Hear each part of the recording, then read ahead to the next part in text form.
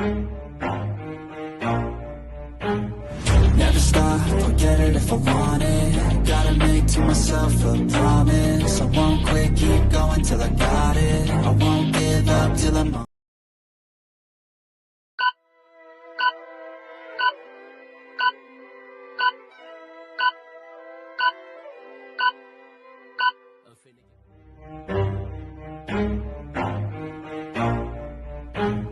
Never stop, I'll get it if I want it. Gotta make to myself a promise. I won't quit, keep going till I got it. I won't give up till I'm on top. Yo, no, I ain't the type to give up. If I do something, man, I do it till I get what I want. I turn a business out of nothing into something I love. I got a poker face, but honestly, I'm not one to bluff. I flip a switch, never miss, man, I always stay up. Don't let them see you, bitch, always have a plan to stay tough. This life ahead of you ain't easy, it was built to be rough. But that's what makes a personality, is tragedy, bruh.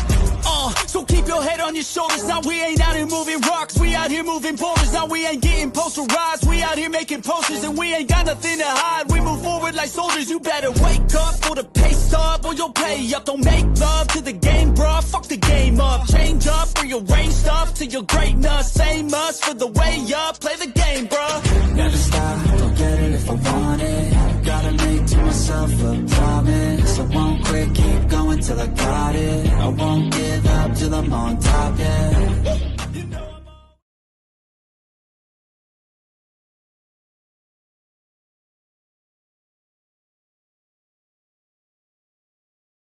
My computer. I have no idea what's going on, but we're here live on the show. This is the place where you find new talent, new faces, upcoming stars here live on the show all the time. Today we have a great guest coming on the show. He is a director and producer, among other things that he do. Marrk E. Sarro, will be having him on the show in a second. He is on my platform. And just before I bring him on, I want to thank everybody that tunes in on the Don Vic Show, everyone that supports the show. You guys know the vibes. Big shout out to Nicole C. Butler, Sean C. Phillips, which are producing the film Desert Fiends and Skate to Hell out in Las Vegas. So make sure you guys tune in for that. Also, big shout out to Damian Feldman from Rumble Boxing out in Philadelphia, which was Celebrity Boxing. So big shout out to Damian Feldman, which is founder and CEO of Xbox Boxing. Also, big shout out to two-time champion Hazel Roche. Also, shout out to Macho Camacho Jr., which was here on the show not too long ago. Last year. Great guy, doing a lot of things for the community.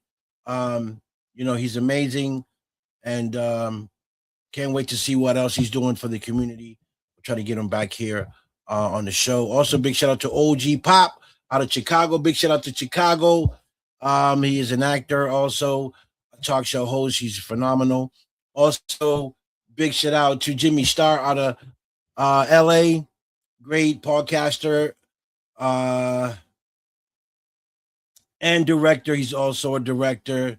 Mike Wagner from the Mike Wagner Show. Also do radio show. Jennifer Dawn, also director, producer. Also, she is a radio host as well. And big shout out to everyone that tunes in. Yeah, know what I'm saying? Hold on. I got some. Thank you very much. Thank you very much for the clapping. So, I'm going to bring on my guest. On the show, the one and only, the Don Dada, directors of all directors, producers of all producers, my brother, Marrk Edwards Sarro, to the show. Hey. What's up, Mark? Yo, how's it going? Thanks for having me, man. How are you, buddy? I'm good. All right. Good. So welcome to the show. Thank you for giving me your time. To come on the show and find out more about you, what you're doing at this present time. I know you're a busy guy. So you're a producer, you're director, among other things. So So tell us first where you're from. Sure. So so my company is Trimungus. We're based out of Middletown, Delaware. Probably maybe like 45 minutes outside of Philadelphia. My partner and I, we've been running the business full time for about going on 3 years now. But I've been doing video production and audio production off and on for the almost past 30 years as a sound designer, recording engineer, filmmaker, etc. I'm just loving it. That's great. That's great. That's great. I like that. I like that. So, I've been doing some research. I've checked you out a little bit. I've seen you worked on a lot of projects. You also do music, which is another great thing.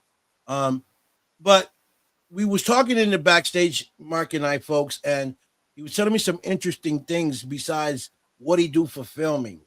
And before we get into this filming part, I want to get into the paranormal part of what you do. Sure. Okay. Absolutely. I want you to tell our viewers what you told me about where was you located with the scary little doll that people know I'm scared of. Here's my good friend Susan. Susan, this is Mark, and Mark is listen to what he gonna say. Go ahead, Mark. All right. So my quick backstory. I got exposed to the paranormal as a young kid. My family moved into a house that used to be a funeral parlor, and it was haunted. That's where I first saw apparitions and things were moving and doors and windows open and closing by themselves. So I kind of grew up around haunted things and being, around haunted objects and haunted places. And my family has a history of haunted things. So fast forward to, now I'm graduating high school. I started investigating and researching, the paranormal on my own. I started a paranormal group back in 2004. Had my first book published in 2007. I've written a bunch of books about the paranormal, including UFO stuff as well. I can tell you some crazy UFO stories as well. And then, fast forward now in this last year or so, I'm the executive producer and the lead investigator for a new paranormal reality television show that we just finished 8 months of filming our first season, called Astral Paranormal. And just a couple weeks ago, I happened to be in Ed and Lorraine Warren's private home and the occult museum, the home of the real Annabelle doll. And I got to stay in that house and investigate the Annabelle doll, as well as all the other demonic and haunted possessed objects, from the mirror that they feature in the new Conjuring Last Rites movie to the shadow box creature and all these other crazy haunted objects. I mean, it's some wild things happened, and we're actually working on the footage now. We recorded and edited almost 5 hours of investigation footage from that night. I think we're trying to get it down to about 2 hours. There's a whole review and approval process. Like, we can't release anything until the museum actually reviews and says, you can release this, because you're not putting out like misinformation, or not, representing us, because they're really kind of controlling what goes out. So once we get through that stuff is going to end up probably being on our YouTube channel, our private YouTube channel, and you're going to get to see firsthand the things that happened when I got to investigate and sit right next to the Annabelle doll and try to communicate with her through the spirit box and the God helmet, and some crazy stuff happened. And we got some amazing stuff on video, like something coming up and grabbing me from behind, to EVPs of voices yelling at us, to just all kinds of crazy stuff. So that's great. That's awesome. So, Susan Victoria, she's a paranormal investigator. She's a medium as well. She's amazing. So I definitely needed her to hear that,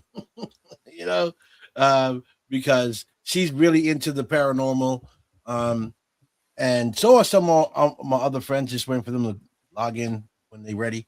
But so it's paranormal, something that you do on the side of the filming side, or is it something you do all together? Like you do, you do the filming and then you cut and you do paranormal, or is it just a hobby that you do?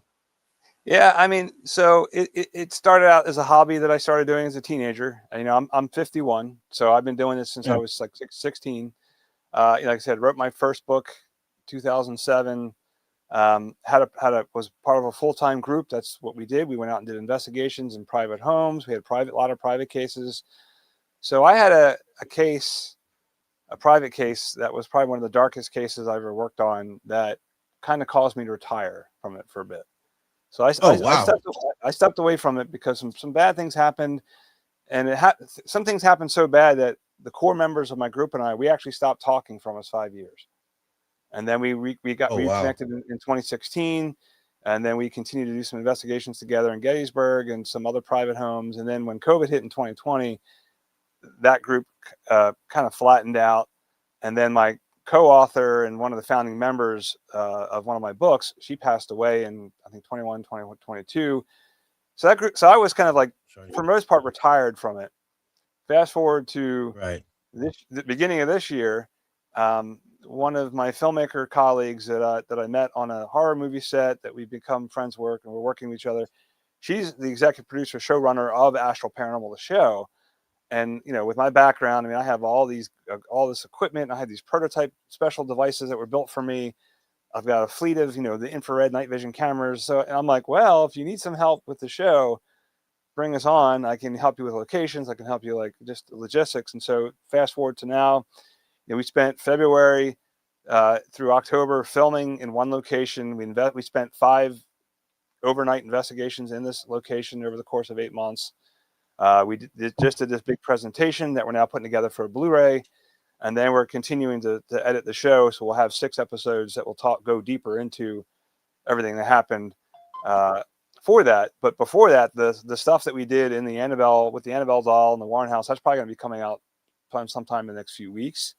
So once we get that approved, I'm excited because that's the stuff that's crazy, like some real crazy stuff, So yeah, so to answer your question, I did it as a hobby. It was something that I focused on quite a bit because I used to go on book tours and lectures and do different conventions, and I've taught classes on the paranormal. And then I kind of stepped away from it, and now the filmmaking, now it's all kind of coming back. So I'm back into it, but now more of an executive producer, a director, and one of the talent for the actual show. Wow. That Annabelle thing makes my heart. Yeah. Well, I had a lot of I had a lot of trepidation going in there because, I have a lot of respect for the Warrens. I grew up knowing about them. They're the modern, they did more things for the paranormal and research than anyone else. So, a lot of respect and, obviously very curious to get to go be in their house and then see these things. But at the same time, I'm like, why are we going to investigate all these demonic and possessed objects? Like, I don't know if I want to be there for, sleep in that house. But then I thought about like, I'm never going to get the opportunity again. It's a kind of a once in a lifetime. We're going to go in there. I'm going to brace it as long as I protect myself spiritually and do some spiritual defense work, which I did do before going in there. It was fine. I mean, yeah, I had some crazy intense experiences, but nothing that was like I didn't come home with something attached to me and I didn't get sick or anything. It was just, some really intense things happened. Some of our other investigators on that night did actually get physically ill, and the energy was too much and got the best of them. And we had to kind of, do some things to help them, but it was contained to, pretty much the investigation. Like no one brought anything home with them, and no one's having any issues now. So, we took but you're messing with some serious stuff. Like the Annabelle doll is probably the most famous of all the stuff in that room, but it's not certainly not the most dangerous. I mean, there's things in there that's actually killed people, like documented killed people. Right. And we're like, oh, it's right there. I'm like, oh, okay. I'm not taking a picture of that. I'm going to walk over here, because there's some crazy stuff, So we have a question here. Were you scared at all? Says China.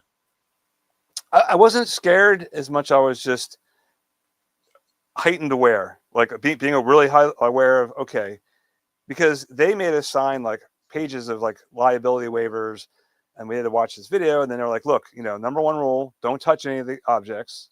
Number two, don't mock anything. Don't make fun of anything. Don't mock it. Don't try to provoke it, because bad things will happen. So I came into it with a very healthy respect for the things that were there.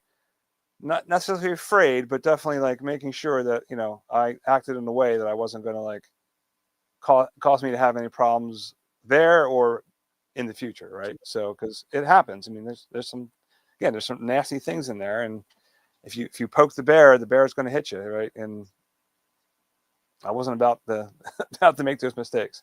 I've experienced those types of things in private cases that I've worked on over the last 20 years. So I learned those lessons a long time ago, that you got to be careful, because this stuff is real and it can hurt you. So right. So like, what made you want to do the paranormal? Was it an experience that you went through? Then you said, man, I want to investigate this. Or was it just something that you just tripped over and said, I'm going to try this out? How did that work? How did you start?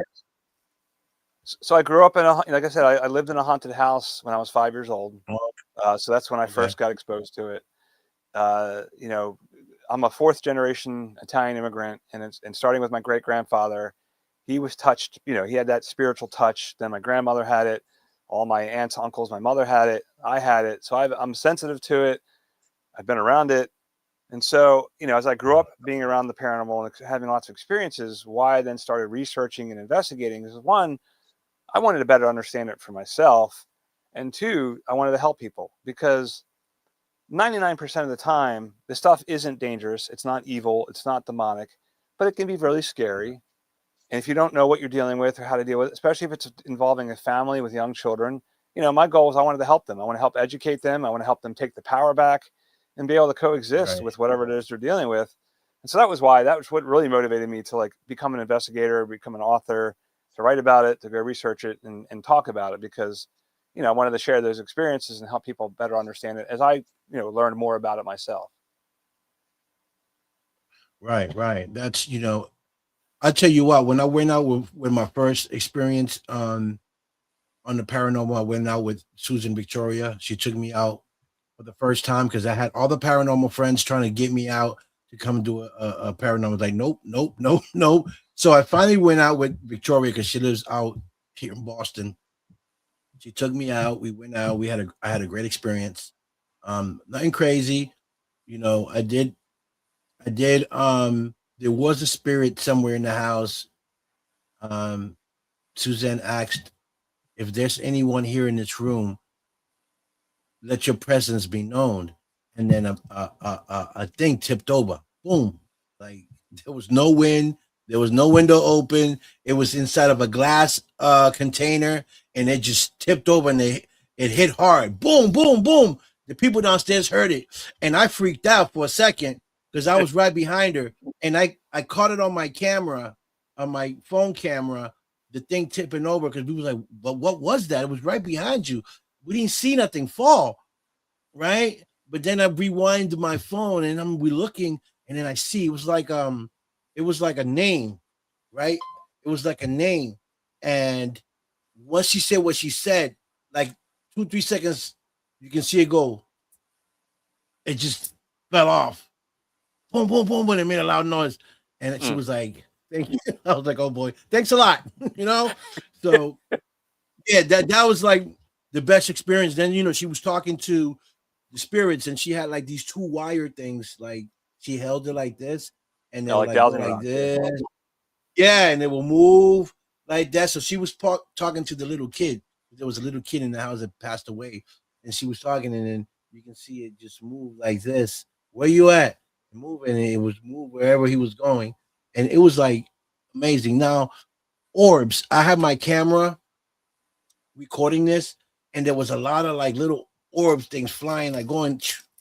People say it could be dust. But dust will probably just go like, if it's dust, it'll just be going like on one, it'll be moving a certain way. This was moving like everywhere. These herbs, they were like this. So it couldn't be the dust. It wasn't no dust. So that picked that up. It was amazing to be there and witness that. But that was my only experience with the paranormal with her. I would like to go again with her or anyone. I think my biggest fear is what you said earlier is to bring something back, something attached, and I don't know how to get rid of it. That's Hmm. why I think I'm very afraid of it, and I don't go to certain places because you just don't know. Right. You know, Right. And that's you why, just don't know. So doing whatever, yeah, doing whatever you can yeah, to protect yourself. Like if you're religious, lean into your faith, right? Like whether that's yeah, prayer or meditation, or if you're more spiritual, again, it's, you gotta come into it, because you hit the nail on the head. Like, you don't know what you don't know. And sometimes you go into these places, you don't really know. And so if you go in there unprotected and you leave yourself open or vulnerable, there's that small chance that something really nasty could affect you, and it's just not worth the risk. So it's like we always do a spiritual defense practice as a group before we start an investigation. And if I'm going into a place like the Warren House, I'll spend a week before going into it, just getting my defenses up. And just I practice Reiki, which is a energy healing practice. And so, so mhm. just doing the things for me that's going to make me feel like my defenses are up and I'm prepared, so that I'm not really going into a place and caught with my pants down because I wasn't, and I wasn't ready for it. Right. Right, So, and I've had that right, happen. right, right. I've been ambushed by things that have attacked us. They've scratched us. They've punched us. They've kicked us. They've attacked us in our homes, which is what caused like my group to stop talking to each other for 5 years, because we had something really nasty come after us, and it broke it, and it divided us up. It possessed a guy. All kinds of crazy stuff. So just, that's not the common stuff, but that stuff is out there and it's real. So, and if you do this stuff long enough, you're going to get exposed to that stuff, whether you like it or Yeah, not. And you just got to be ready for it. So yeah, yeah. I hear you. Just like that. right. So Right. yeah, I'll be screaming my head off. So so that's so okay. So what's your take, right? Your personal take or your opinion on the Ouija board. um I don't mess with them. Okay. I messed with it. One was as a kid, and it caused some problems, and it scared the crap out of us, and I never touched it again. Um, Mhm.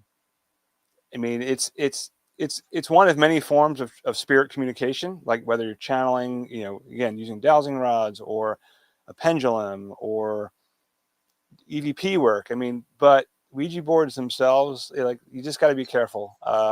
I personally don't use them anymore. Like, I haven't touched them literally since I was a kid, but you can use them safely if that's a way that you want to use it. You just got to be careful, like everything else. China says, "What was your scariest experience, and how did you handle it?" All right. So one of my scariest experiences was this thing that attacked us on this one investigation. Um, I'll try to be real shorter with the story about it, but basically, this woman had she and her two teenage kids. She had a boy and a girl. They were living in this house by themselves. Um, she just went through a nasty divorce. This was her first place with her kids, and it started out with them hearing weird sounds and things at like 2 o'clock in the morning, 3 o'clock in the morning every night. And then it would escalate, and then they'd hear things moving in the hallways or in the house. And then the real unfortunate thing was, then the woman claimed that something sexually assaulted her. Oh wow. So she, filed a police report, was convinced that somebody broke into her bedroom, came in through her bedroom window and assaulted her. But yet there was no physical evidence of it other than the experience that she had, which then she started to think maybe it was something paranormal. Well, unfortunately, one of her close friends thought it was a good idea to give her a firearm. So she had like a 38 revolver that she kept loaded under her pillow in her bedroom because she was scared. But I don't believe she had any real training on it or how to use it or how to secure it. She took her kids and they went on like a summer vacation around the 4th of July. Her daughter's friend was house sitting, had a house party, and one of the kids' boyfriends came in, found the gun, blew his brains out all over the room. That was like the final straw for the mother and the kids. They basically left, came back, grabbed their things, abandoned the house, told the mortgage company, I'm done, I'm not paying it. You can do whatever you want with the house. We're done. And basically abandoned the house. Now, fast forward, 6 months later, she's reaching out to me and my team because her biggest fear was, had this thing followed them? Did it follow them to the new place, right? And so we had protocols. We have ways that we interview people, that we conduct interviews and do things to kind of help determine, one, are they telling the truth? Because there's a lot of people that will make stuff up because they need the attention or want the attention for whatever reasons. And two, Right. it helps us get a better sense of what we're dealing with, because I'm not going to just say, all right, we'll be at your house, we're going to investigate tomorrow, if I don't have a good understanding what's going on. Because again, I'm not going to walk into a place unless I have a good sense of what's going on. So anyway, immediately we kind of determined, well, it doesn't seem like the thing followed you. So I had said to my group, look, we're not going to investigate the home. There's no reason to. It's the house is empty. They've been out of the house for 6 months. They're not experiencing anything in the house. So there's no really reason for us to go to the house. But we agreed to meet the woman in person and have another sit-down interview and conversation with her at a restaurant that was nearby the actual house. So we go and meet her, and something was off. My one investigator was not, he was not acting like himself. He was almost dissociating, like he was somebody else completely. And he basically strong-armed the woman and us into going to the house.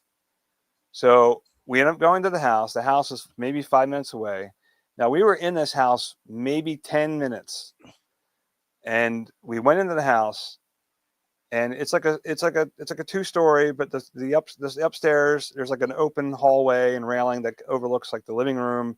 There's 3 bedrooms upstairs, and then there's the mother's bedroom was like the master bedroom off the kitchen on the first floor.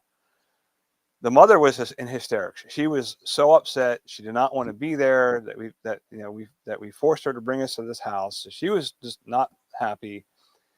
So my 2 investigators and I, we go into the house, and the one investigator who's not acting like himself, he's recording, and we're going through, and it's just, you can feel it right away. Like, it's just like heavy. There's a heaviness. It's oppressive. The house had no electricity. So it's completely in the dark. The grass hadn't been cut in like 6 months. So the grass is like 2 feet tall. It's already got this creepy ass vibe. There's something going on. So we start wandering upstairs, and I just want to clear the house. I just want to go look. I want to look in every room just to see what's there. And then we're going to get out, because we didn't prepare. I didn't prepare to go into this house. I wasn't prepared spiritually. And so my investigator, he goes into the first bedroom at the end, and then he screams, comes out. Something scratched him, and had these 3 like claw scratch marks from like the top of his neck down past his shoulder blades. These long, like welt, like something attacked him. But yet he wasn't, like, he screamed, reacted, and then all of a sudden he was like, he wasn't fazed. He wasn't scared. He wasn't bothered. He was just like, okay, I want to keep investing. Like, and we're like, what is wrong with you? Like, just not himself. So then I turn and I try to go into the second bedroom, and as soon as I step through the threshold into the room, something like gut punches me, knocks the air out of me. I drop to my knees, and I can't breathe. Like, I literally lose my breath. And I'm like trying to keep my composure, because the woman is downstairs. She's already upset. I'm like, if I freak out, we're all going to start freaking out. So I'm trying to like figure out what just happened. Like, something just like literally did not want me to come in this room. It literally knocked the air out of me, dropped me to my knees. So I get my composure. I come back. I get up. My other investigator, she's like, she's worried, because there's something wrong. He got scratched, I get attacked. And I'm like, all right, let's quickly finish the walkthrough, but let's get the hell out of here. So we go downstairs and we go to look in the master bedroom. Now, this is the bedroom where the kid killed himself on this party. So the carpet had all been ripped out, but the blood stains were still on the floor. There was blood stains on the baseboard in the lower part of the wall where the bed was, where he had found the gun and blew his brains out. Now, immediately, something just came over me, and I couldn't see. And all I could see was this vision of this thing showing me this kid killing himself. And his voice was saying, look what I made him do, and I'll do it to you. And like, I had to brace myself against the wall. Because I couldn't stand. Meanwhile, I didn't realize it, but the investigator who was with me, who came follow me in the room, the same thing. She was paralyzed because by this vision and this voice telling her, "Look what I did. I'll make it to you." So we get out, we break free, we get out, we run out of the house. We get the investigator to come out of the house with us. He looks at us. His eyes are like glazed over. He just turns around and walks back in the house by himself, closes the door, and we're like, "What?" And he was the one who drove us there, so we couldn't leave. We're stuck waiting for him. Right. The mother and her kids were in their car, waiting to leave. So he finally comes back out. He's quiet, doesn't say anything. We get back to where my car was, and we're sitting there, and we start to realize that all these other things happened. So I found the obituary of the kid that killed himself. I found his Facebook page. I found his profile. So we verified that was true. Then it turns out that the bedroom that I got attacked, I got punched and knocked the air out of me, used to be occupied by the son's teenage friend, who would happen to be literally the 1 year anniversary to the night when he got killed with 3 of his friends in a car accident less than a mile from the house. Oh, wow. And then we started realizing that all of the houses in this little cul-de-sac, it was maybe 12 houses in this little area, were all on the market. All the houses were trying to be sold. So then I'm like, okay, there's something dark. There's something dark with this land. It's dark with this house. It's probably impacting everybody. I bet if we started going around to the houses, they'd all tell us things were happening. So, I'm in the car with them for maybe half an hour, 45 minutes. One, we're trying to calm down, and we're researching and starting to find all this information, validating all these things that happened. So I say goodbye to them. I get in my car, and I get to an intersection where I'm supposed to turn left to get on the highway to go back home where I was, which was Westchester, Pennsylvania. Or if I turn right, I'm back at the house. Well, something takes control of the car, and I'm literally fighting with the wheel as it's trying to drag me back to the house. And I fight and get back to control of the car. And so I get back to control of the car. I get on the highway, and immediately I'm calling my investigators, like, look, whatever recordings you have, get rid of them, because we just gave power to this thing, and now it's reaching out. We poked the bear. Now the bear is awake, and it's coming for us. So I go home, and I start I'm a spiritualist, so I start burning incense. I start listening to music that's going to help me calm and feel peace. And then they show up.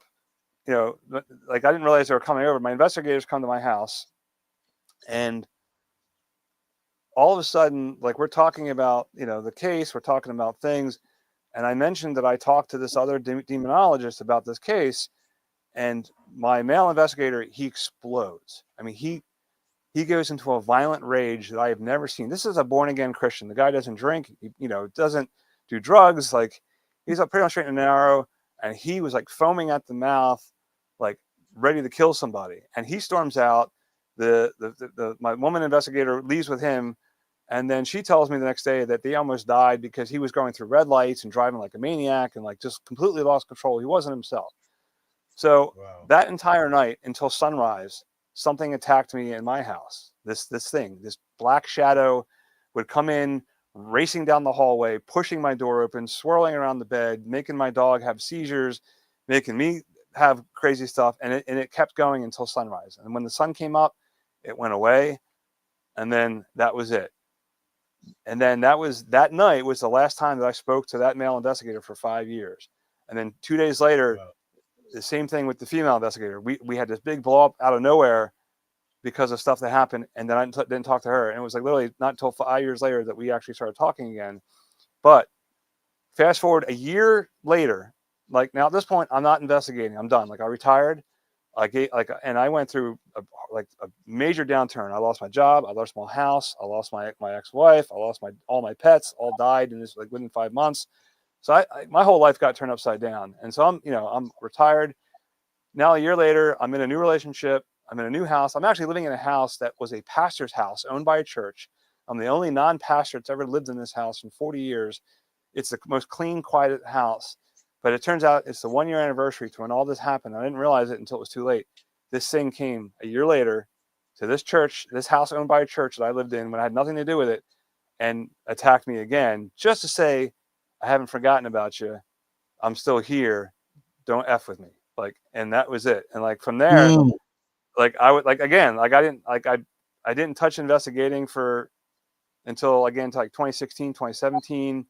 Like I said, then COVID came, and then my partner, my co-author, she died. And then I just stopped until this year.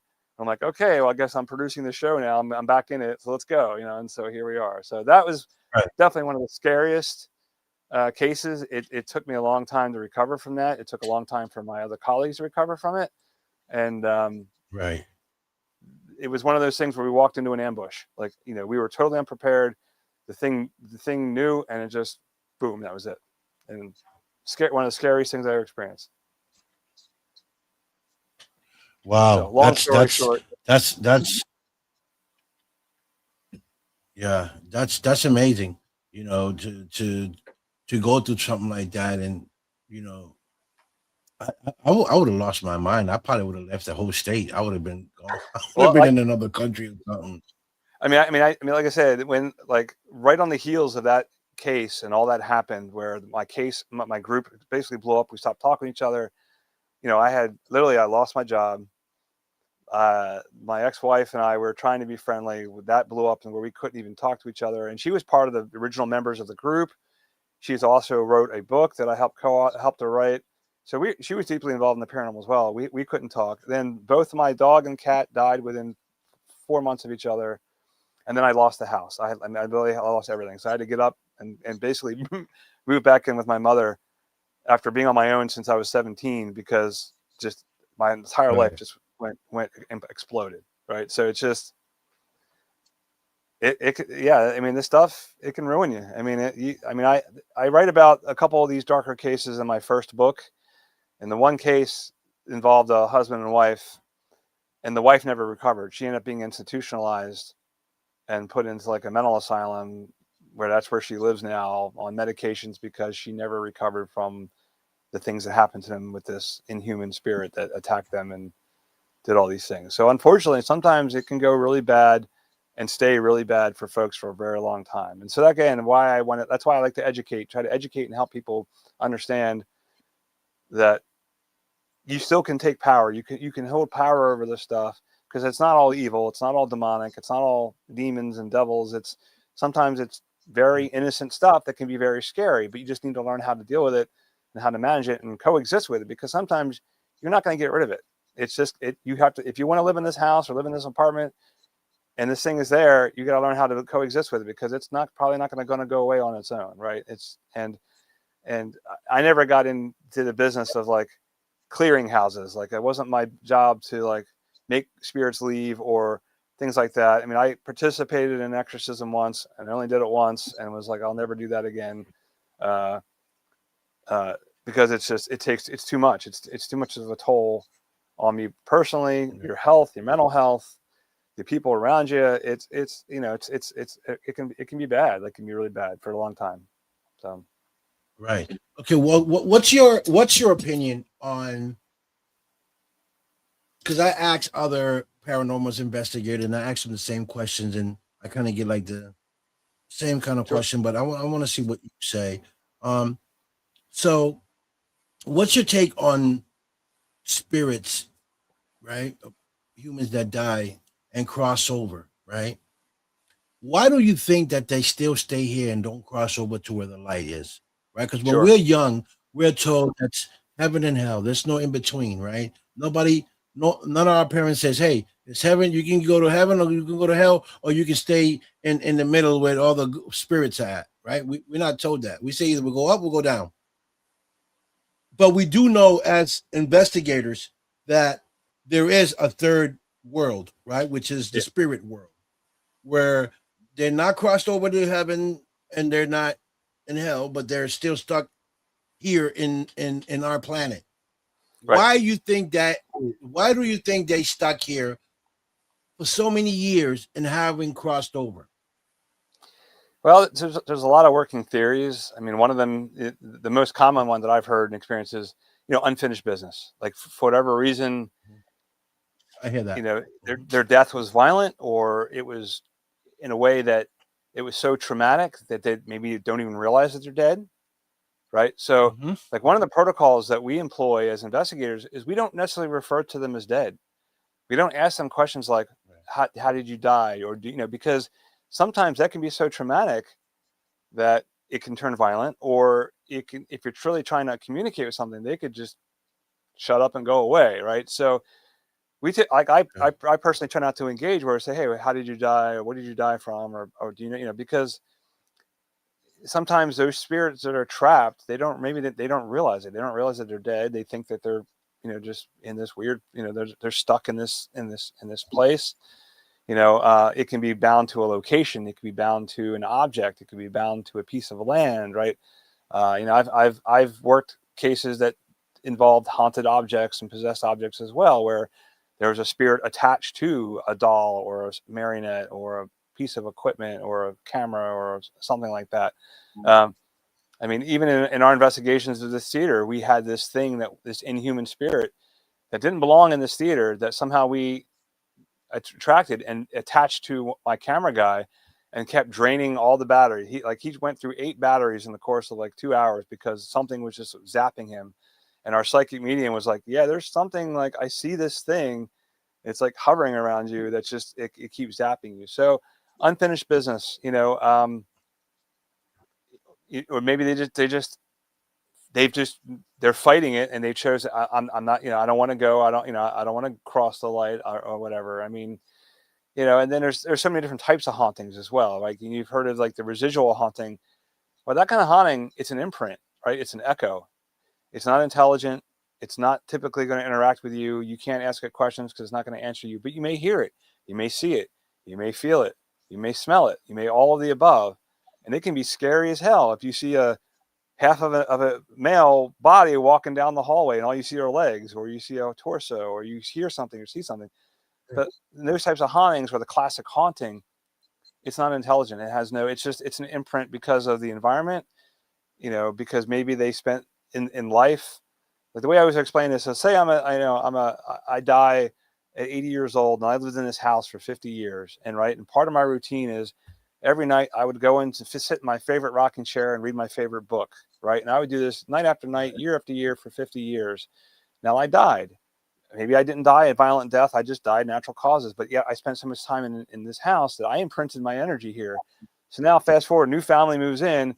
And now they're experiencing this old spirit, this male that goes and sits in this room and looks like they see him reading books or something, right? That's simply an imprint. And that's the most common type of haunting that people may experience. And if you don't have experience with it, it can be frightening. It can be very scary, especially to young children and things like that. And so again, my job is always to say, look, you need to learn how to take power over it. You have to coexist with it and realize it's not really anything to be afraid of. Sometimes they play themselves out and they may burn out. But sometimes they don't. Sometimes they're going to be around for 20, 50, 30, 100 years. It depends on the location. And, there's so many physical, environmental variables that can contribute to why a spirit also may be more powerful or less powerful in an environment, because it could be, there's an underground well or water that's flowing by that's creating energy, or there's certain kinds of rock and stuff in the foundation or in the ground, or all these things that physically can contribute to the energy source that helps these spirits manifest and be seen and be heard and smelled and touched and felt and all that kind of stuff, so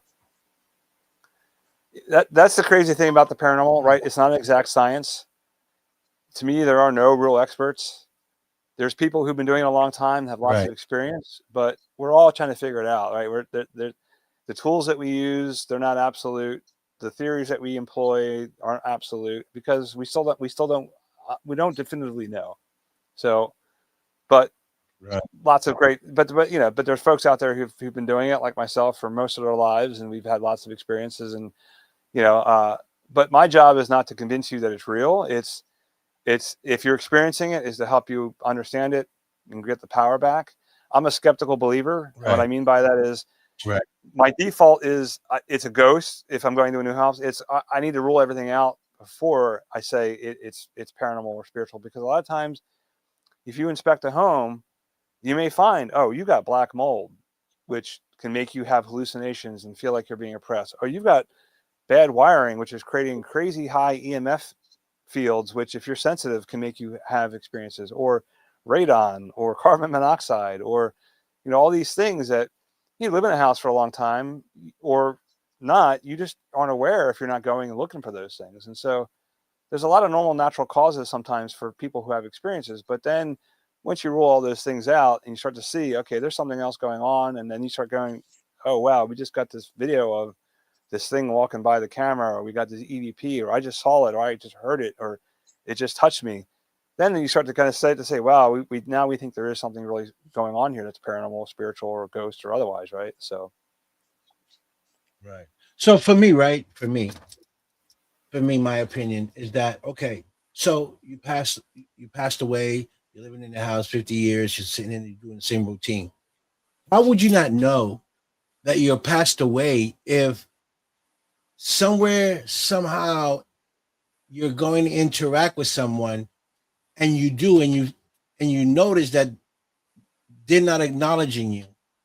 You notice that you're not, if you touch them, you're not actually touching them, or if you're, I don't know, if you walk outside and your kids are coming and you see them and you're like, and they go right through you, like how you not know that you're not dead? well, I mean, again, this is just speculation based upon what my experiences think. They could be in a mental state, an emotional state where it's a constant state of confusion, right? It's a constant state of or they're stuck in this loop, right? They keep having these same experiences and they're trapped, and they never had that clear of mind thought or clarity to realize that something's not adding up for myself. Why do I, when I see these people, they're not interacting with me?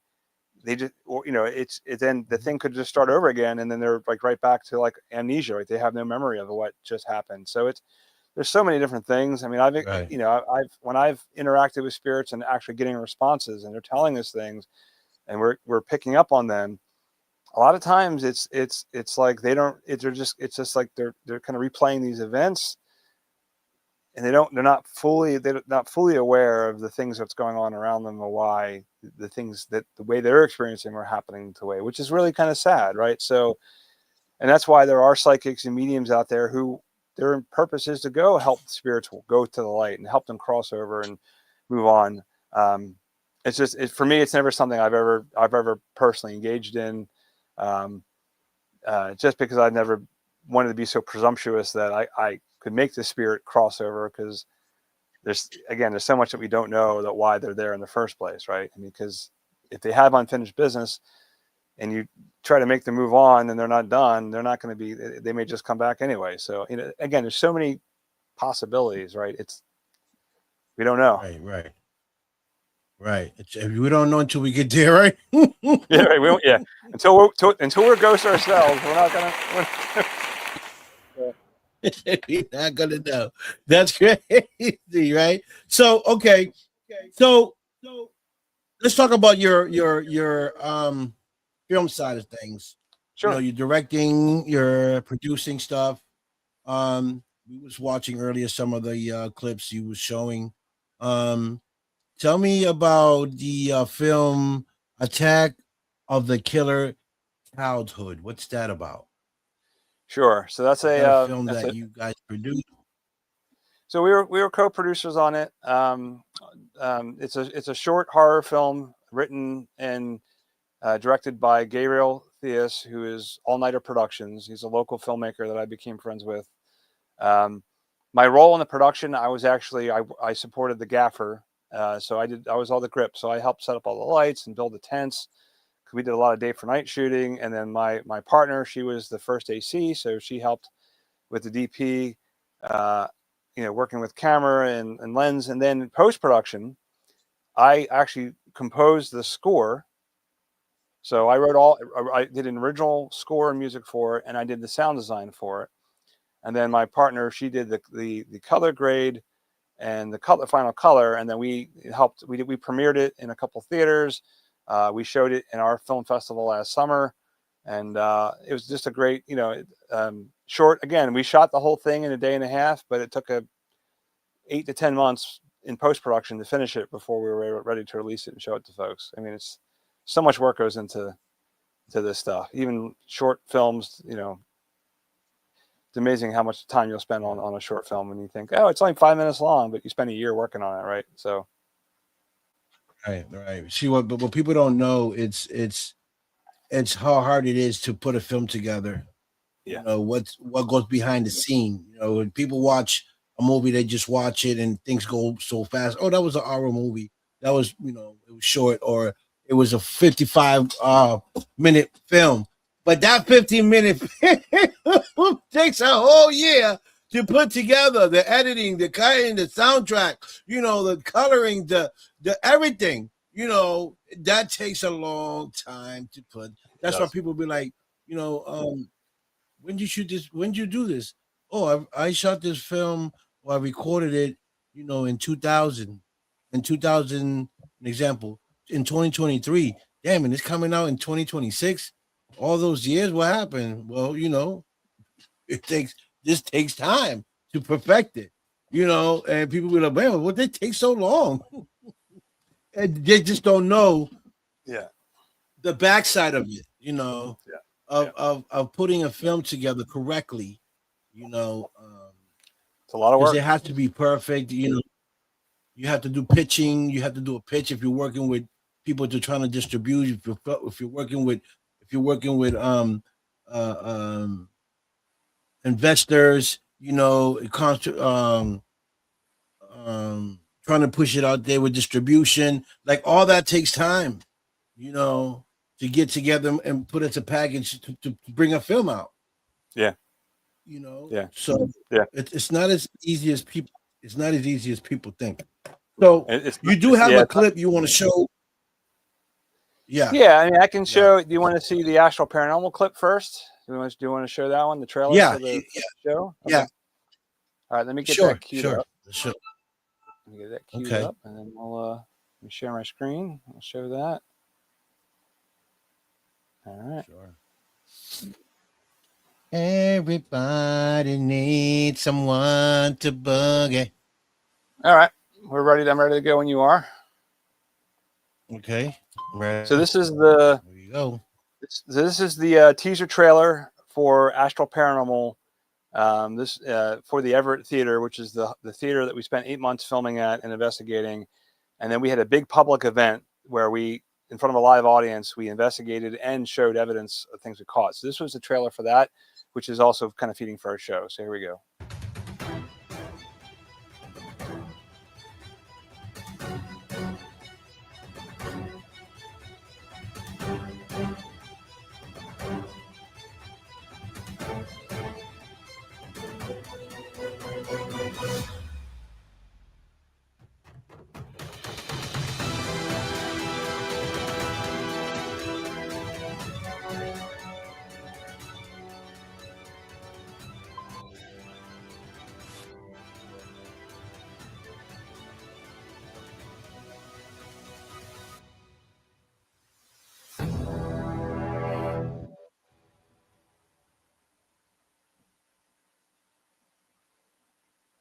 Okay. So that's our little teaser for that. We're still in post production for the season. So again, it's going to turn into 6 episodes that we are going to hopefully distribute and either on a streaming channel or something like that. Now we're in the middle of actually editing that presentation that we did on October 10th. We shot a 3-camera coverage of it, and we're turning it into a video of itself that we're going to turn into a Blu-ray that will be like a limited edition Blu-ray that's just about that event. That it'll have about 2 hours worth of content, right? Where we show evidence, and we got some crazy EVPs and voices and things whistling at us and things jumping at us, and like stuff on thermal cameras, stuff on night vision cameras. So that will probably be available. We're hoping sometime early next year that will be selling through our own private channels and things like that while we finish the season and get the episodes ready for release. And then the stuff we did in the Warren House and the Occult Museum, like I said earlier, that more likely that's going to probably be out sometime in the next few weeks to a month once we get approved, and that will be exclusively on our YouTube channel, as well as Emily Lido, who's our psychic investigator. She has her own channel. She's known as the Fine Art Medium, and she's going to have a lot of the stuff on her channel as well. So that's work. That's one of the things that we're currently working on and producing and getting ready for release. Awesome. That's great.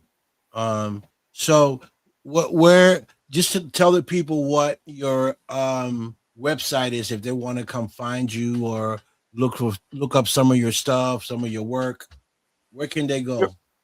Sure. So my company name is Trimungus. We are like a creative brand. We started as a team of creators creating our own content. You know, we made 2 feature mockumentary films. We've done 7 or 8 parody music videos where we wrote and recorded the song and did the video ourselves. So that's where it kind of started. But we are Trimungus. Trimungus.com is our main website. If you look for Trimungus on YouTube, that's where you're going to find a collection of everything from music videos and micro documentaries and trailers and things that we've worked on. And then if you're looking for the paranormal stuff, that's on our dedicated channel called Astral Paranormal on YouTube. And of course, our socials on Facebook, Instagram, X, TikTok, all of that. We're on all the socials as well. Yeah, that's where you can find us. Right. So if people want to work with you or need you to help shoot a video or anything, is that where they find you at Astro Paranormal? Is that the website they go to find you for your assistance? No, if you're looking for video production work or music production, reach out to me at, my email is mark@trimungus.com, or find me on Facebook like you did, right? We connected on Facebook. You can send me a direct message, send me an email. Even my mobile number is out there on our website for people can call me. Yeah, it's lots of ways you can get a hold of me. You guys can reach out to me, and I can reach out to Mark. That's another way. Yep. Well, that's our time. Mark, I want to thank you for coming on the show. I'm definitely going to bring you back because I kind of like what you've been telling me, and I know you got much more to say. So we'll bring you back here in a couple months. I know you got a lot of stuff that you want to talk about and a lot of stuff that you're working on. Maybe by the time you come back, you got some new stuff we can talk about and promote and push out there. And I would be gladly to help promote a lot of the stuff that you have out there. And I'm definitely going to reach out to you soon on a private note to talk with my partner. I'm going to talk to her and see if we can get together and talk and see what we can do as a team and see what we can do. Great. And I want to thank you. Thank you for your time. I wish you luck on your projects. And I'm here for you anytime, anything you want to produce, anything you want to promote, let me know. We'll bring you on your show and we'll talk about it. Awesome. Thank you so much for having me. Okay. So thank you for coming, Mark, and you have a good night. You too. Thank you. Awesome. Yes, that was Marrk Edwards Sarro on the show, folks. I want to thank everybody that tuned in. You guys are amazing. Tune in next week. We have Tom Gore. Tom Gore. He's a director and an he's a SAG actor. He'll be on here on next week, Saturday, the 13th at 5 p.m. We'll be talking about his films with Desert Fiends 2, Skate to Hell, and see what his experience has been as an actor and as a filmmaker. So tune in for that on December 13th at 5 p.m. That's a Saturday. Make sure you guys tune in. And and you guys have a good night. I'll see you guys soon. And y'all know the vibes. Peace, love, respect.